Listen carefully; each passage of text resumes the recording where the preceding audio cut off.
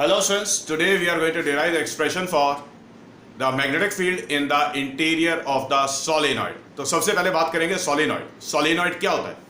Students, you are familiar with the spring. बेटा spring में क्या होता है कि जो कंडक्टर होता है वो हेलिकल फॉर्म में एग्जिस्ट करता है, इसको हेलिक्स बोलते हैं. तो स्टूडेंट्स सोलिनॉइड क्या होता है? बेटा देखिए, उस स्प्रिंग को आप कंसीडर करिए, इमेजिन करिए एक एंड से करंट फ्लो करा रहे हैं आप, दूसरे एंड से करंट निकलेगा, तो जो करंट फ्लो करेगा वो हेलिकल पाथ में फ्लो करेगा. तो सोलिनॉइड क्या होता है?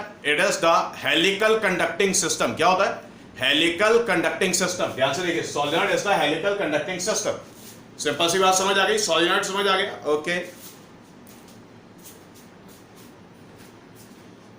नाउ सर बेटा इसके बाद pattern of magnetic lines of forces और the magnetic field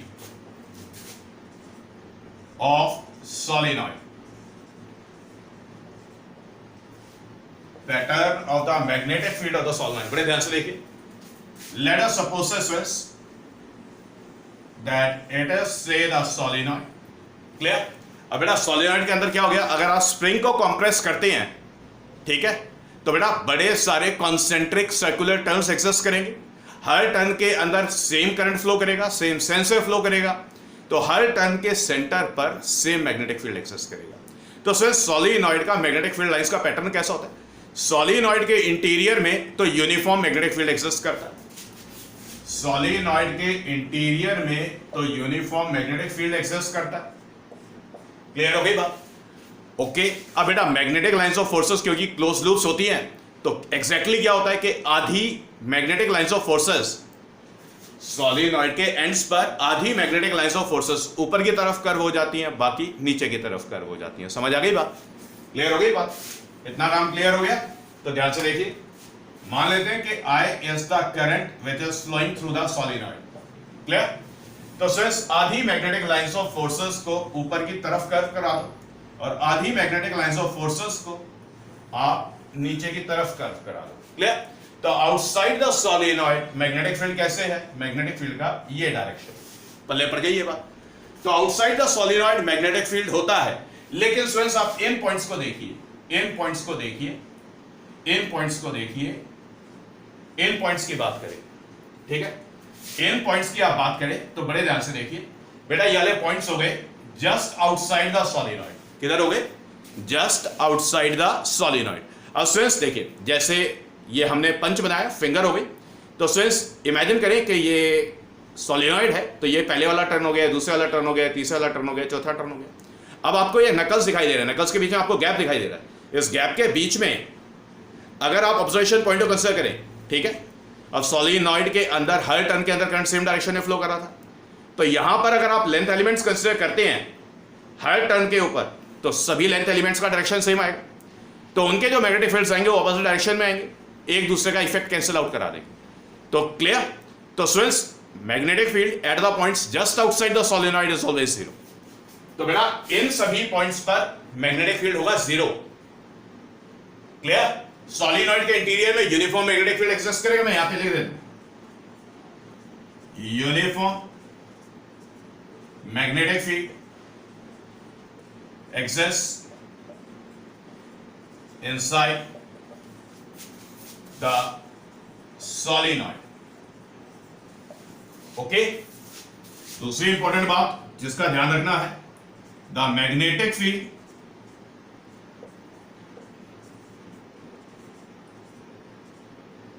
just outside the solenoid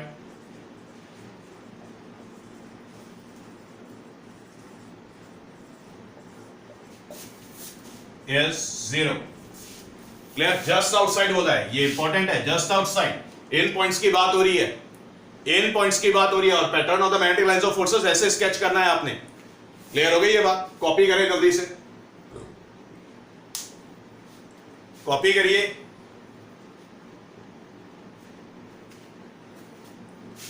done?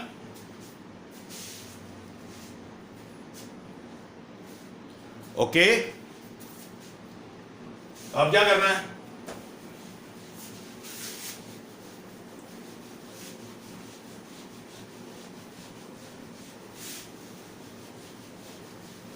Now since we are going to derive the expression for the magnetic field in the interior of the solenoid, और ये important है, 3 marks में आएगा, और इसको derive करेंगे हम एम्पियर सर्किट लॉ को यूज करके. Clear? Now expression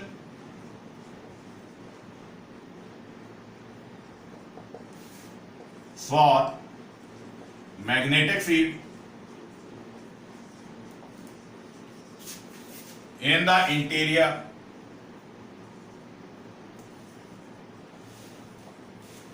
of solenoid.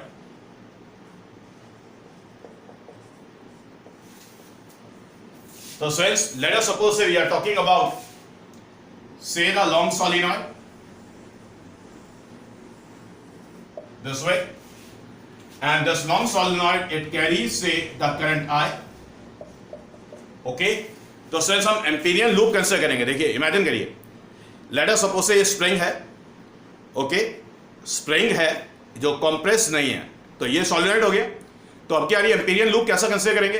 एक रेक्टेंगुलर शेप का एम्पीरियन, या फिर एक काम करें, स्क्वायर शेप का एम्पीरियन लूप कंसीडर करें, जिसका एक आर्म तो सॉलिनॉइड के इंटीरियर में होगा लाइक दिस, और बाकी आर्म्स जैसे कि ये और ये बाहर होंगे सॉलिनॉइड के. तो लेट अस सपोज फ्रेंड्स कि ये हमने एम्पीरियन लूप कंसीडर कर लिया. ओके, जिसका शेप स्क्वायर शेप है, एंड लेट अस सपोज से small L be the length of this Amperian loop. Clear? Amperian loop का नाम लिखते हैं. लेट अस सपोज से ई, से एफ, से जी एंड से एच. क्लियर? अब देखिए, हर टर्न के अंदर करंट सेम सेंस में फ्लो करेगा.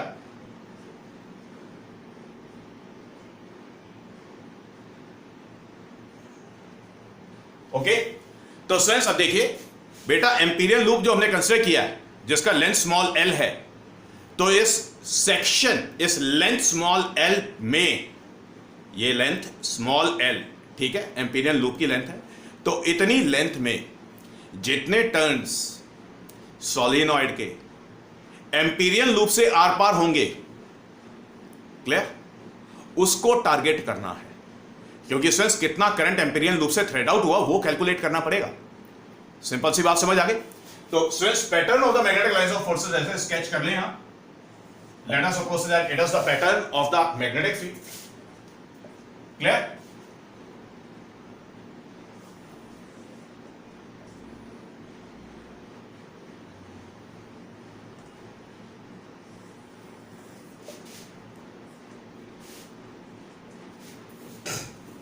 ये फिगर जल्दी से कॉपी करें, फिर कंसीडरेशंस की बात करेंगे. जल्दी से कॉपी करें.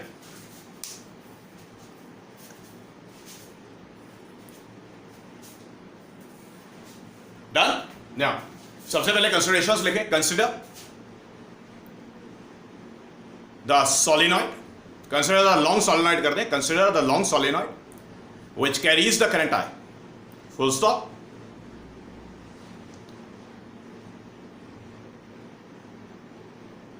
Let EFGH be the Amperian loop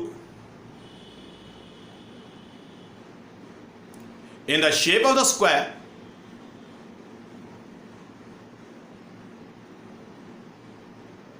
and small l be the length of the side of the Amperian loop. Full stop. Suppose the arm EF of the Amperian loop lies in the interior of the solenoid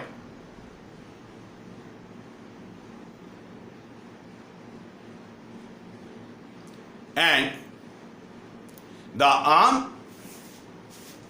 GH lies in the exterior of the solenoid. Full stop. Let vector B let vector B be the magnetic field in the interior of the solenoid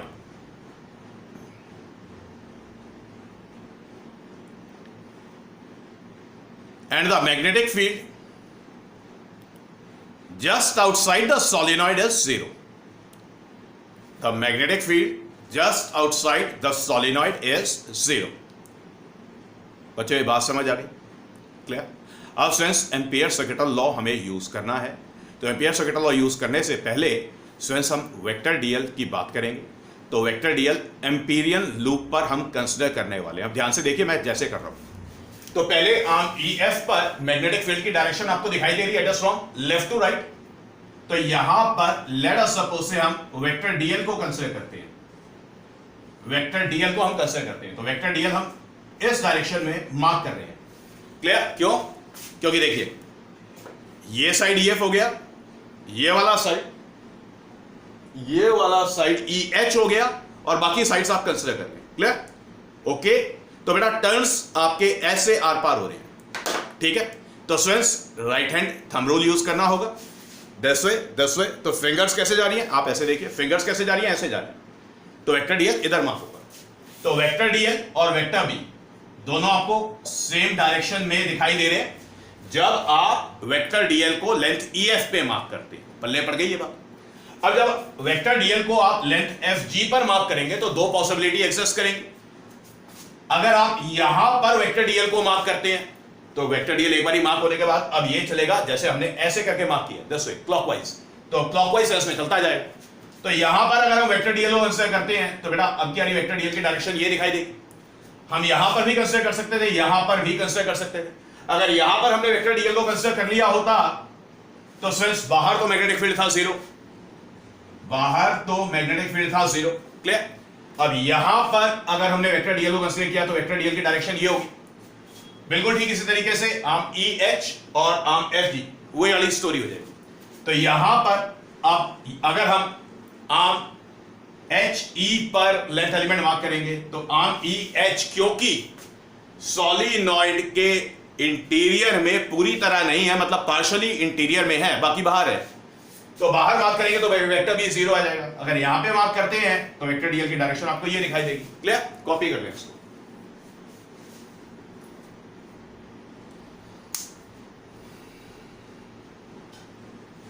done. Next line में लिखें late I dash ऐसे लिखें, I dash B the current threading through the Amperian loop. I dash be the current threading through the Amperian loop. Full stop. अब बेटा next line में लिखें using Ampere circuital law. Ampere circuital law को use करना है। तो students close integral of vector B dot vector DL is written as mu not times of से I डैश। हमने बोला I डैश करंट है जो थ्रेड आउट हो रहा है और सॉलिनॉइड के हर टर्न में जो करंट है दैट इज I। पल्ले पड़ गई ये बात। तो स्टूडेंट्स इस वाली इक्वेशन को फर्स्ट बोले। ओके, पहले स्टूडेंट्स ये लेफ्ट हैंड साइड को सॉल्व करते हैं। Solving close integral of vector B dot vector DL। ध्यान से देखिए, close integral of vector B dot vector DL को आप कैसे लिख सकते हैं? पार्ट्स में कर लेते हैं। पहले आर्म EF, फिर FG के लॉन्ग, फिर FH के लॉन्ग, फिर HE के long.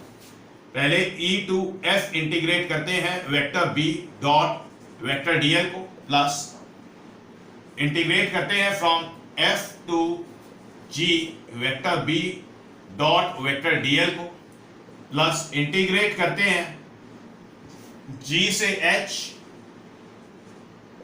Vector B dot vector DL को, प्लस इंटीग्रेट करते हैं H से E vector B dot vector DL। पल्ले पड़ गई ये बात, समझ आ गई? सिंपल सी बात समझ आ गई। अब स्टूडेंट्स बारी बारी इन चारों के इंटीग्रल सॉल्व कर लेते हैं, बारी बारी इन चारों के इंटीग्रल सॉल्व कर लेते हैं। Now this implies integral of vector B dot vector DL along the path से EF it is written as, ध्यान से देखिए, EF के along आप vector B dot vector DL को सॉल्व कर रहे हैं। वेक्टर B और वेक्टर DL आपको दोनों सेम डायरेक्शन दिखाई दे रहे हैं। So it is written as integral from E to F, it is B into say DL into से cos 0 होता है 1। क्लियर हो गई ये बात? तो सिंस ये आपको देता है integral from E to F B dot DL। Clear? अब B तो मैग्नेटिक फील्ड है, इसको बाहर ले आए। This implies that integral B बाहर, E से F इंटीग्रेट कर रहे हैं DL को। अब सिंस आर्म EF पर जितना भी DL होगा, जब सब DLs को आप ऐड करेंगे तो आपको क्या मिलेगा? Total length. So this gives you B into L, integral of DL from E to F, integral of DL from E to F। सारे DLs को आप उठा करके ऐड करने वाले हैं। क्लियर? तो आपको क्या मिल गया? B into L। समझ आ गई बात? पहले यहां तक कॉपी करने आप इसको।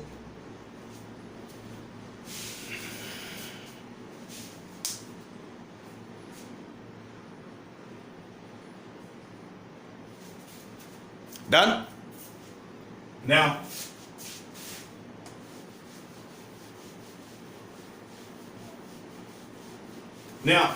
so अब इंटीग्रेट करते हैं F से G, integral from F to G vector B dot vector DL, it will be equal to 0। सो ये 0 क्यों हुआ? अब ध्यान से देखिए बेटा, अगर लेंथ एलिमेंट, क्योंकि आर्म FG देखिए, आर्म FG पार्शियली सोलिनॉइड के इंटीरियर में, तो जितना पार्ट सोलिनॉइड के इंटीरियर में है, अगर आप वहां पर DL वेक्टर मार्क करते हैं, तो जैसे कि हमने इस वाले पॉइंट की बात की है, तो ये वेक्टर DL मार्क हो गया।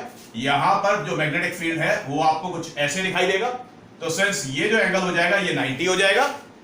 समझ आ गई ये बात? अब जो vector B dot vector DL solve करेंगे सिर्फ इतने सेक्शन के लिए जो सोलिनॉइड के इंटीरियर में है, क्योंकि थीटा 90 है, तो vector B dot vector DL क्या आएगा? B into DL into cos 90 होता है 0, तो रिजल्ट आ जाएगा 0। और अगर हमने DL बाहर वाले सेक्शन पे कहीं कंसीडर किया होता तो वहां पर B 0 था। ठीक है? तो रीजन साथ में मेंशन कर दें, रीजन साथ में मेंशन कर दें, either theta is equal to 0 degrees और this B is equal to 0। समझ आ गई ये बात? अब सिंस हम GH के लिए सॉल्व करते हैं, integral of vector B dot vector DL from G to H, ये भी 0 आएगा। क्यों? अब क्या रही, आर्म GH तो सोलिनॉइड के आपको जस्ट बाहर दिखाई दे रहा है, और जस्ट बाहर मैग्नेटिक फील्ड था 0, तो रीजन मेंशन करें B is equal to 0। Clear? फिर इसके बाद vector B dot vector DL को सॉल्व करेंगे फॉर द आर्म HE,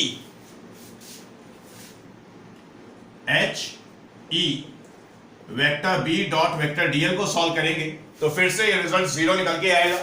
सो यही वाला रीजन आएगा, क्योंकि देखिए ये जो आर्म EH है ये पार्शियली सोलिनॉइड के इंटीरियर में है, तो जितना सेक्शन सोलिनॉइड के इंटीरियर में है वहां पर तो थीटा 90 आ जाएगा between vector B and vector DL, और जो पार्ट एक्सटीरियर में है वहां पर B 0 आ जाएगा। क्लियर? तो रीजन मेंशन करें, either theta equals to 0 degrees और दस B is equals to 0। Clear? Okay, तो ये चारों पार्ट्स, ये वाला पार्ट, ये वाला पार्ट, ये वाला पार्ट और ये वाला पार्ट, चारों को सॉल्व कर लिया। क्लियर? अब फ्रेंड्स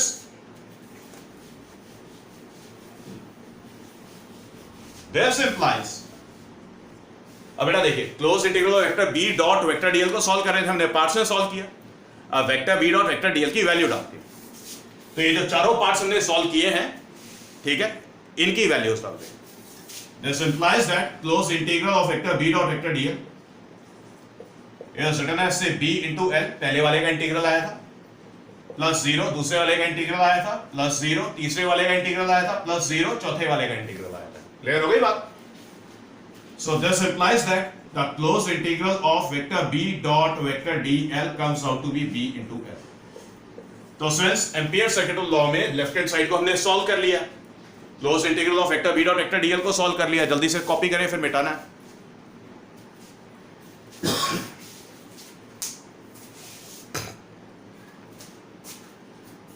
अब फ्रेंड्स हम क्या करेंगे, हम राइट हैंड साइड के अंदर mu naught into I dash को सॉल्व करेंगे, आई डैश को सॉल्व करेंगे, ठीक है, क्योंकि वहां पे म्यू नॉट इंटू आई डैश था राइट हैंड साइड में। तो आई डैश क्या था, आई डैश मैंने मेंशन करवा दिया है कि it is the current threading through the Amperian loop. अब क्वेश्चन एक्सेस करता है कि कितना करंट एम्पीरियल लूप से आर पार हो रहा है। तो पहले फोकस करना पड़ेगा कितने कंडक्टर्स या कितने टर्न सॉलिनॉइड के एम्पीरियल लूप से आर पार हो रहे हैं। जितने टर्न्स आर पार हो रहे होंगे उसको आई से मल्टीप्लाई कर देंगे, that will be equal to the total current threading through the Amperian loop. तो अल्टीमेट टास्क क्या हो गया, अल्टीमेट टास्क हो गया to calculate the current I dash which is threading through the loop. और कैसे कैलकुलेट करना है, पहले नंबर ऑफ टर्न्स कैलकुलेट करने की कोशिश करेंगे जो एम्पीरियल लूप से आर पार हो रहे हैं। अब नंबर ऑफ टर्न्स कैसे कैलकुलेट करेंगे, यूज करेंगे स्टूडेंट्स नंबर डेंसिटी का फॉर्मूला। क्लियर हो गई बात, क्योंकि लॉन्ग सॉलिनॉइड है, ओके, तो नंबर ऑफ टर्न्स कुछ तो होंगे, मतलब पर यूनिट लेंथ कुछ तो टर्न्स एक्सेस करेंगे और ये रहेगा कांस्टेंट। ओके, समझ आ गई बात? नहीं, ध्यान से देख ले, एम्पीरियल लूप की length of the edge is small L, ठीक है। तो बेटा ये जो आपको सेक्शन दिखाई दे रहा है जो मैं कर रहा हूं, ये आप ना करें, इतने सेक्शन में कितने टर्न्स एक्सेस कर रहे हैं वो काउंट करेंगे, ठीक है।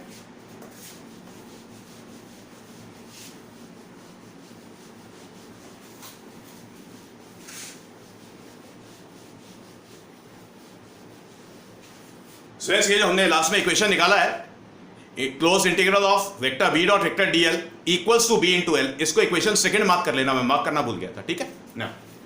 अब calculation of I dash, calculation of I dash current था जो थ्रेड आउट हो रहा था, ठीक है। नेक्स्ट लाइन में लिखें, let small n be the number of turns per unit length in the solenoid and capital N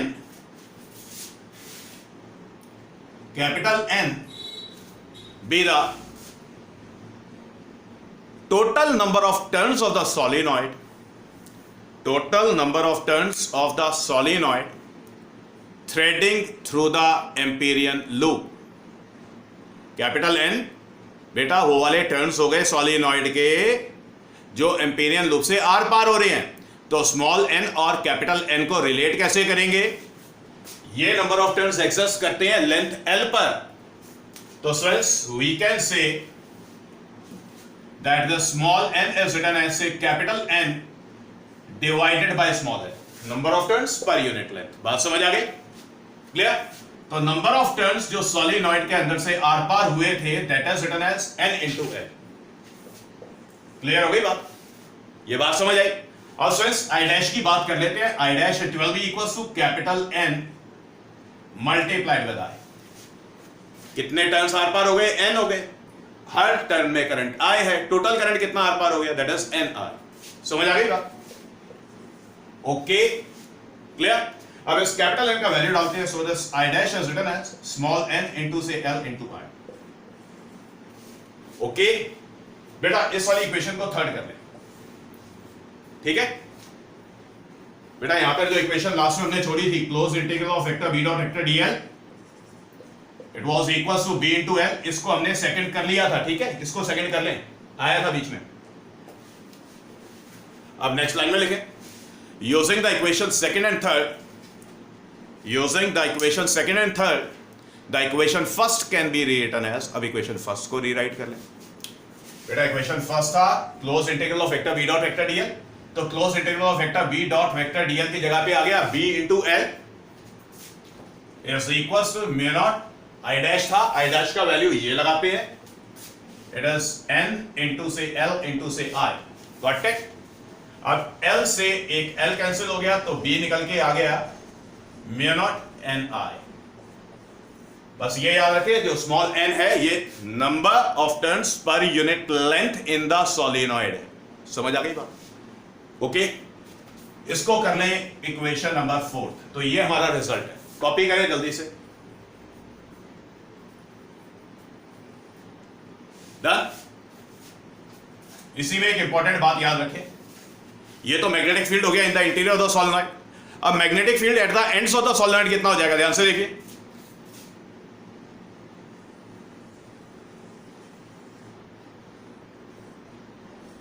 हमने यहां पर सिर्फ 2 magnetic lines of forces mark किए, क्लियर। अब बेटा जितना भी मैग्नेटिक फील्ड होगा, क्योंकि मैग्नेटिक लाइंस ऑफ फोर्सेस हमेशा क्लोज लूप्स होती है, तो मैग्नेटिक लाइंस ऑफ फोर्सेस को क्लोज लूप्स बनाने के लिए आधी मैग्नेटिक लाइंस ऑफ फोर्सेस ऊपर की तरफ टर्न हो जाएगी और आधी मैग्नेटिक लाइंस ऑफ फोर्सेस नीचे की तरफ टर्न हो जाएगी। बात समझ आ गई, क्लियर। तो क्वेश्चन आएगा बेटा मैग्नेटिक फील्ड बताओ at the ends of the solenoid, magnetic field बताओ at the ends of the solenoid. जब आप एंड की बात करेंगे तो जो आपका ऑब्जर्वेशन पॉइंट होगा या तो अपर हाफ में होगा या लोअर हाफ में होगा, समझ आ गई बात। तो यहां पर number density magnetic lines of forces की रिड्यूस होकर के हाफ हो गई है, इसलिए जो मैग्नेटिक फील्ड एंड्स पर होता है वो इंटीरियर में जितना होता है उसका हाफ होता है। So the magnetic field at the ends of solenoid is say B dash, it will be equals to say B by 2, B interior में था and it is written as say mu naught n I by 2। तो ends पर इतना magnetic field होगा। पल्ले पड़ गई ये बात, इतना काम क्लियर हो गया। जल्दी से कॉपी कर लें, ये सोलिनॉइड का काम खत्म हो गया। फिर टोरॉइड करते हैं, जल्दी से हो जाएगा।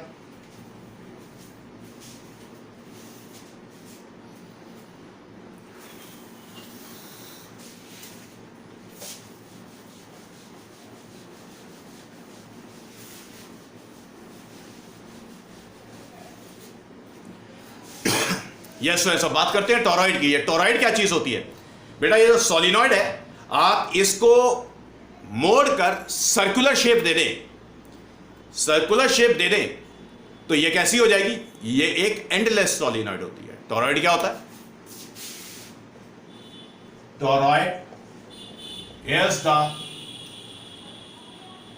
पहले तो बात करें टोरॉइड की। टोरॉइड क्या होता है? It is the endless solenoid. Solenoid होता है जो कि एंडलेस होता है, क्लियर बेटा। सोलिनॉइड कंसीडर करें, बेंड करें, सर्कुलर शेप दें, ठीक है।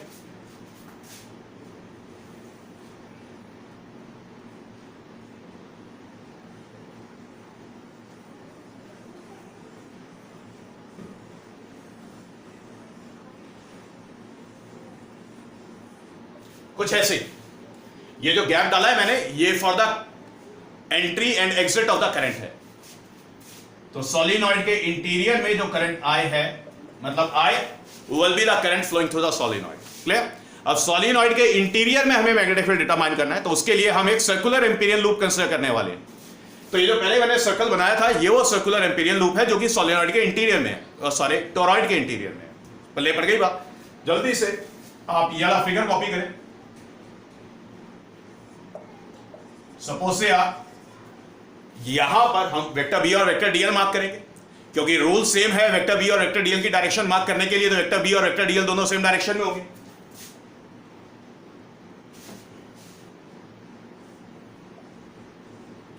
तो वेक्टर बी और वेक्टर डीएल दोनों सेम डायरेक्शन में मार्क करें। पहले वाला फिगर कॉपी कर लें। Expression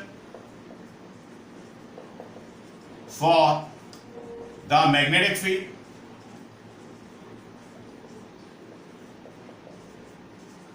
in the interior of toroid।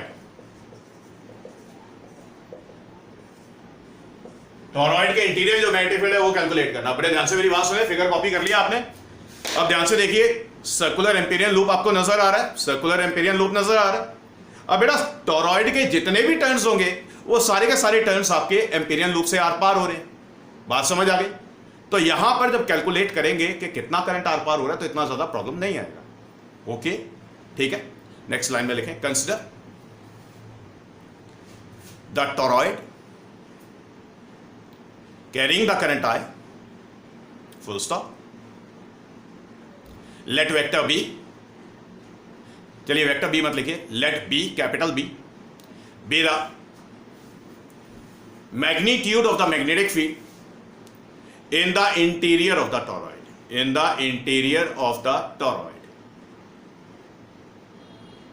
full stop। consider the circular Ampérian loop. Consider the circular Ampérian loop of radius small r in the interior of the toroid. Full stop.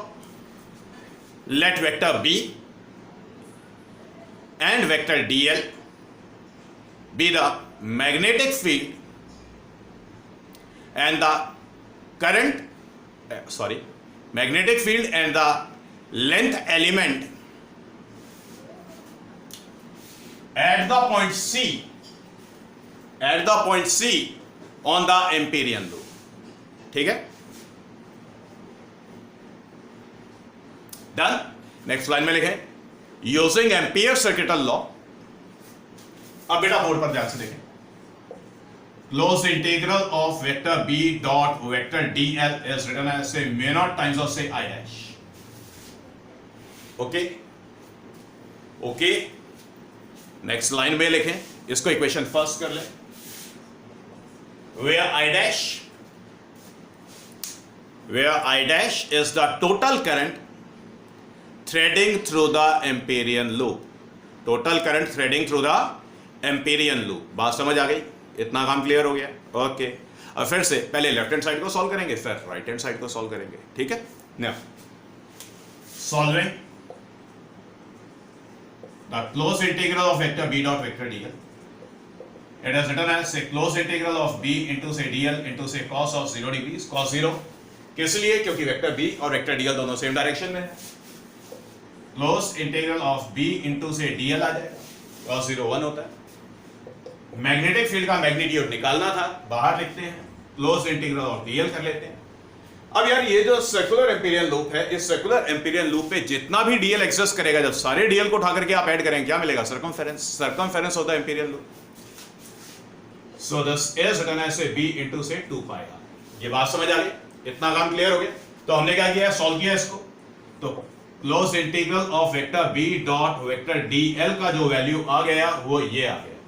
Call this as the equation number second. Copy करें जल्दी से. Done हो गया. Now अब क्या कर रहे हैं?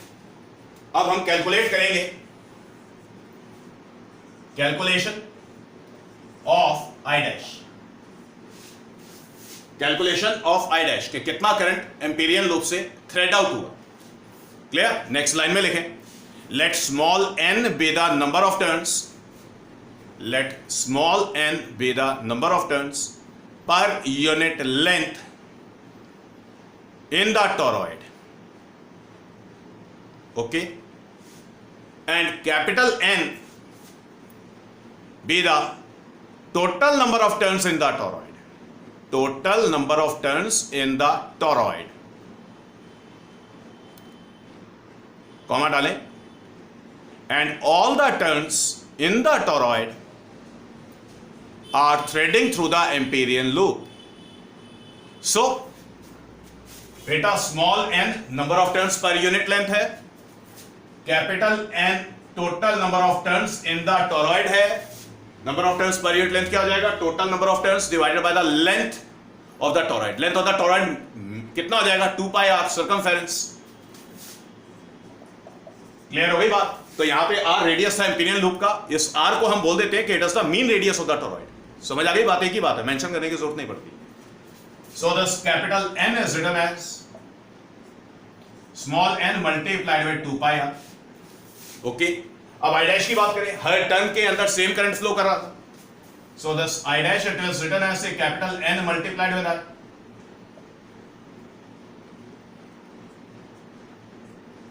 Capital N multiplied with r. So this I dash is written as say small n multiplied with 2 pi r multiplied with I.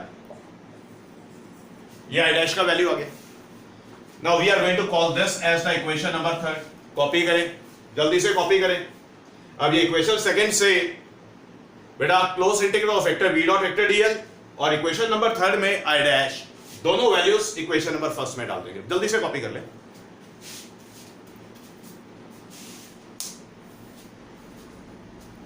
Next line में लिखें using the equation second and third, the equation first can be rewritten as, equation first को rewrite कर लें.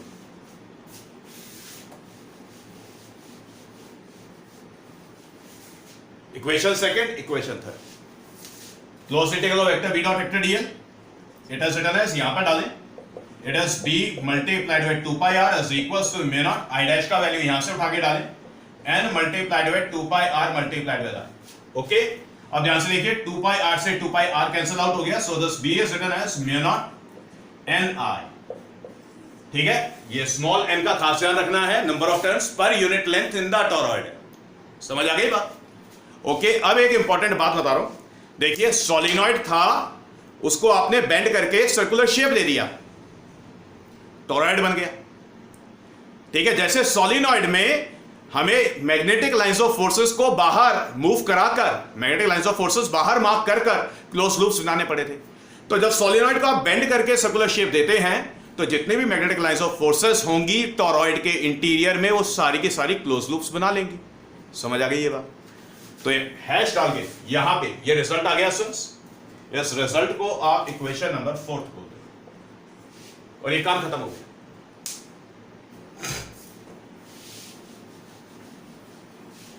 तो students बात करेंगे pattern of the magnetic lines of forces, magnetic lines of forces inside the toroid. Torrid के interior में बेटा pattern होता है मैग्नेटिक लाइंस ऑफ फोर्सेस. ध्यान से देखें, लेट अस सपोज से टॉरॉइड का ये अंदर वाला रिम है. ठीक है, चलिए इसको डार्क कर लेते हैं. टॉरॉइड का ये अंदर वाला रिम है और मान लेते हैं कि ये बाहर वाला रिम है. ठीक है, तो नंबर ऑफ टर्न्स कैसे हैं?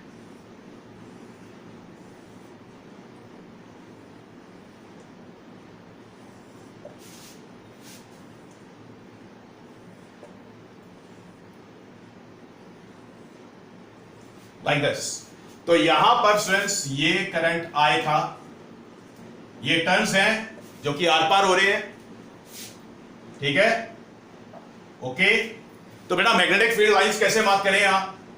मैग्नेटिक फील्ड लाइंस आप ऐसे कॉन्सेंट्रिक सर्कुलर लूप्स बोले, कॉन्सेंट्रिक सर्कुलर लूप्स.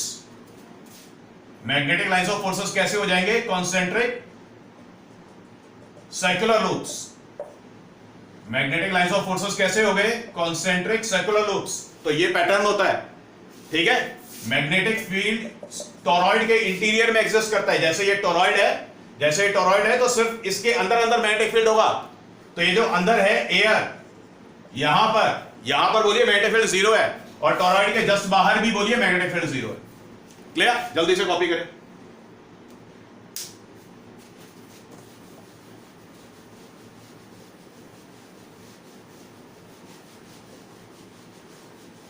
तो क्या बोलेंगे? वर्ड्स में अगर लिखना पड़ जाए, हैश आगे लिख रहा हूं, मैग्नेटिक लाइंस ऑफ फोर्सेस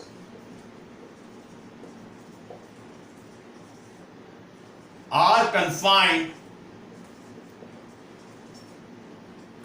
बोला है, confined in the interior of the toroid. ठीक है, and all the magnetic lines of forces, all the magnetic lines of forces are the concentric circular loops. बात समझ आ गई? ये पैटर्न है और ये स्टेटमेंट है. जल्दी से कॉपी कर लें.